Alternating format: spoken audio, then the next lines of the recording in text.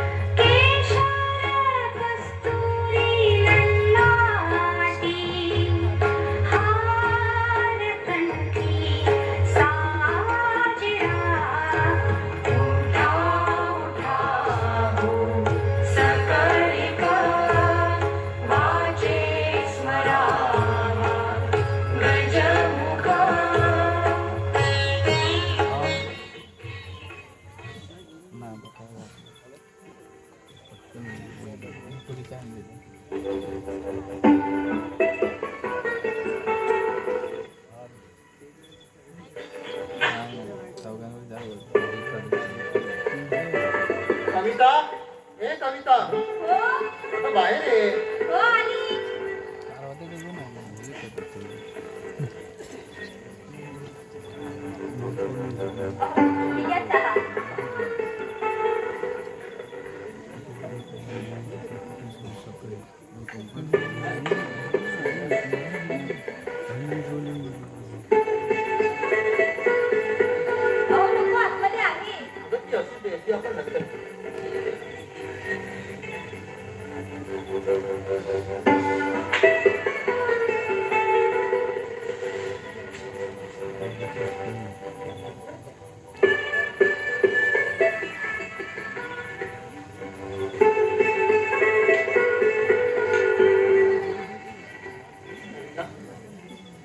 पाच वर्ष झाले आपल्या लग्नाला.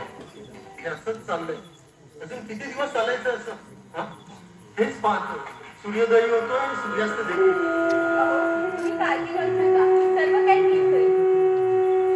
असं म्हणून काय आशेच्या किरणाची जगत राहायचं? ही विरळ होणारी कुटुंब मनाला किती अस्वस्थ करते. त्याचं काय? तुम्ही काळजी करू नका, सर्व काही नीट होईल. माणसाचं वय वाढलं की ते शरीराने आणि मनाने देखील घडतं. पण एखाद्या चिन्हाने तोही जणू का पूर्ण होईल.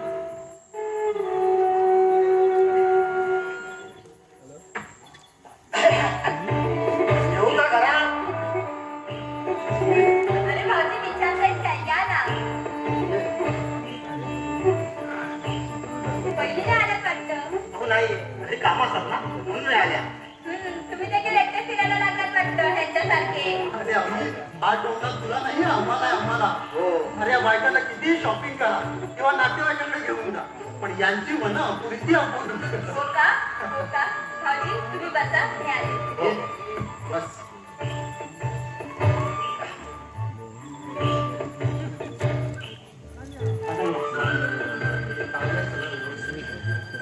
हे घे, हे रिपोर्ट घे. डॉक्टर शशांक याने मला दिले. तू वाच आणि हो जास्त तिला काही सांगू नकोस. अरे कारण काहीच काही हरवे असतात आणि नकळत काळात असलेला ते शब्दांना बाहेर काढतात.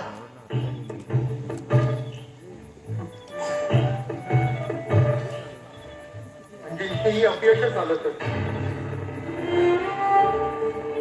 आणि ही एक शेवटची पायरी होती, टेस्ट ऑफ बेबी. पण ते नाही. अरे कधी कधी वाटतं हे आयुष्य कशासाठी जगायचं यार, की या वैभवाच्या छायेमध्ये फक्त आनंदाने आयुष्य काढायचं. अरे पण खरंच मग आनंदी आहे का? हं? मग कुणासाठी जगायचं यार? भविष्यासाठी. अरे आपल्या कुटुंबासाठी जगणं फार महत्वाचं असतं.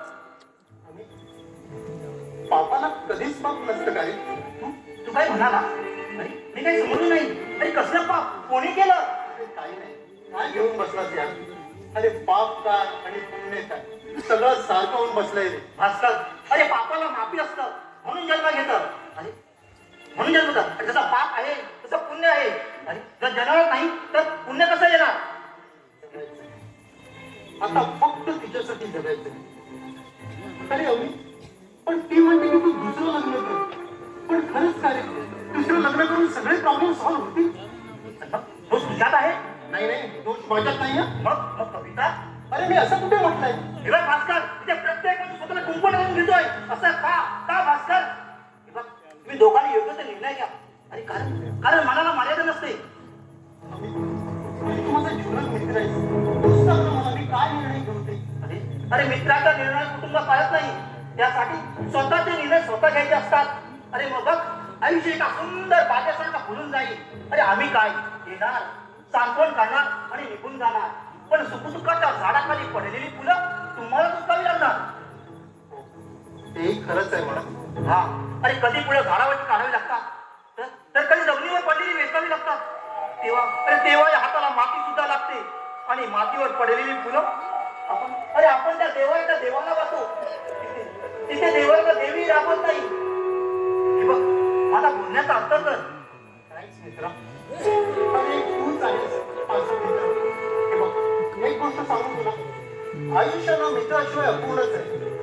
पण छान अंजन लागतच मित्र. थँक्स. मी जाऊ? ठीक आहे चहा. आणि तू चहा घे, मी आलो रेडिओ फॅक्टरीचा. हो हो. हा भास्कर, तू चहा घेतलीस का? अरे माझी सकाळीच झाली. अच्छा अच्छा. तू घे, मी आलो. हो हो.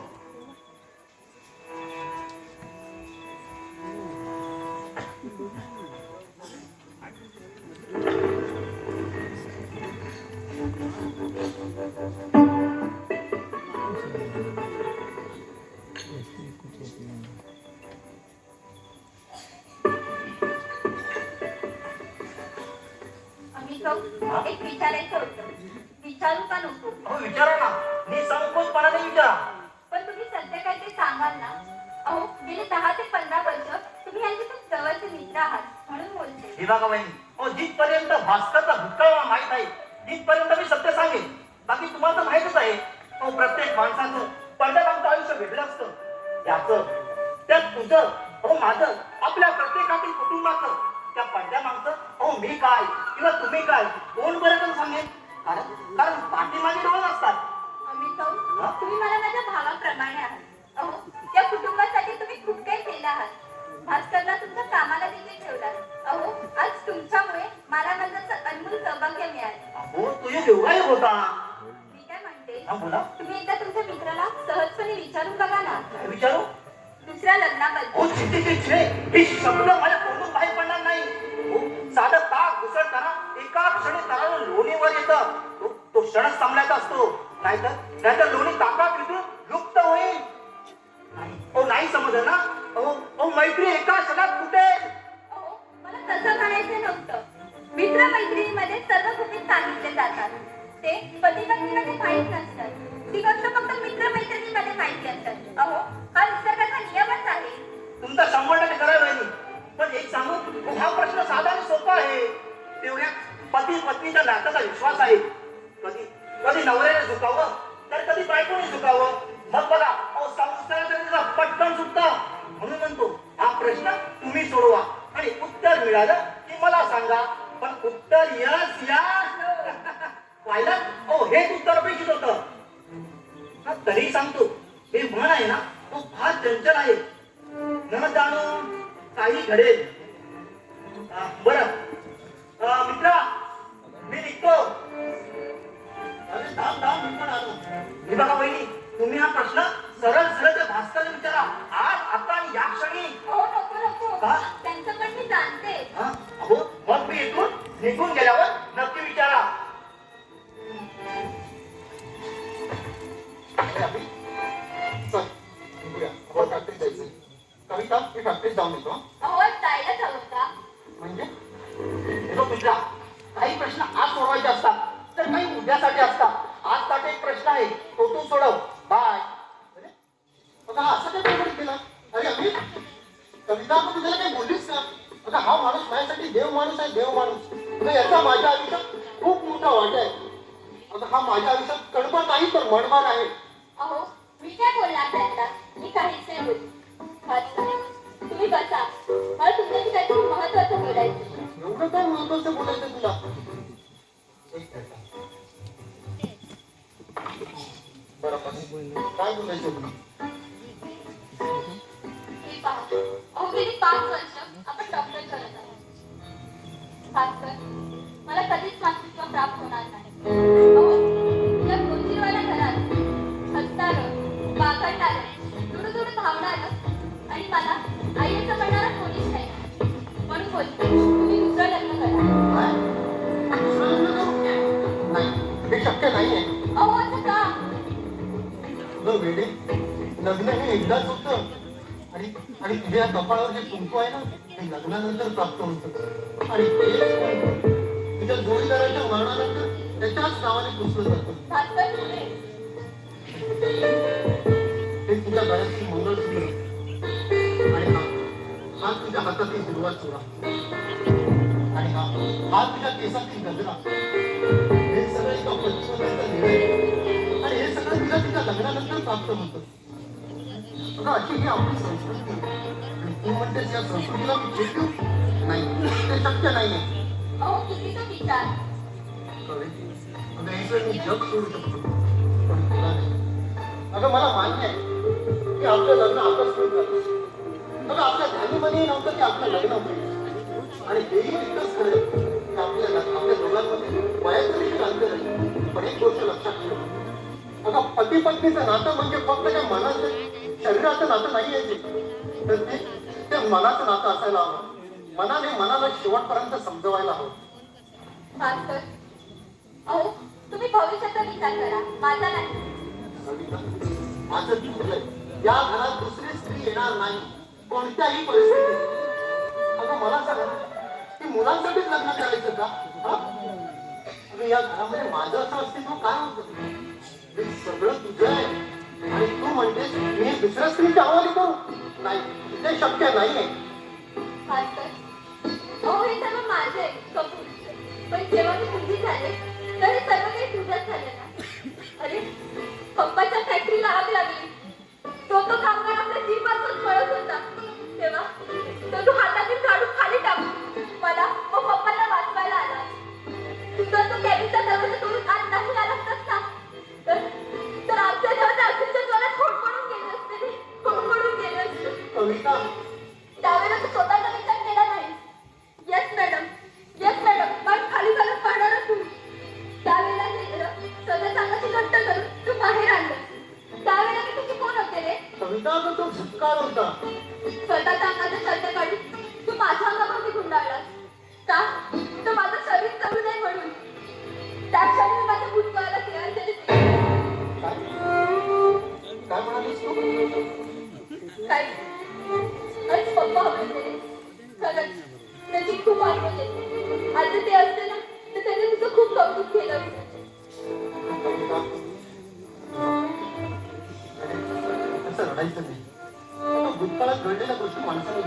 करायचं असतं आणि नव्याने आयुष्य सुरुवात करायची असते. मी एक वांगी मागू? मी काय देणार तुला? हे सगळं तुझं आहे आणि मी देखील तुझाच आहे की नाही? मग अजून काय देऊ मी तुला? सांग ना, काय देऊ? ते 2 अमृतवाणी गोड शब्द.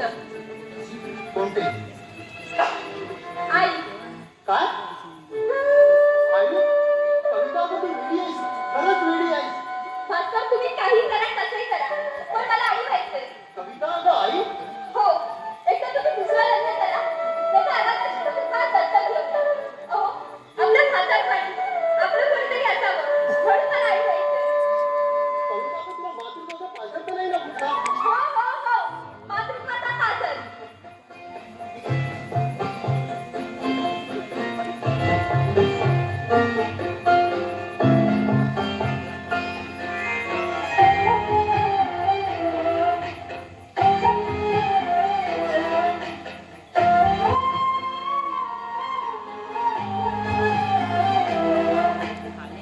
केवड्याचं पान तू, कस्तुरीचं रान तू,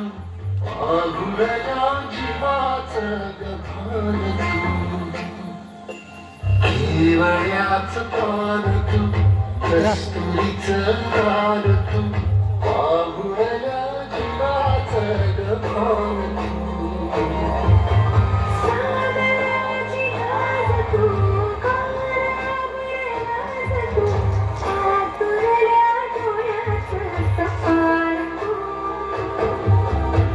केवड्याचं पान तू, कस्तुरीचं रान तू, पाहुणया जीवाचं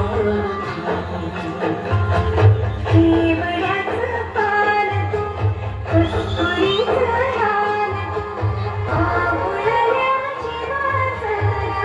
तू.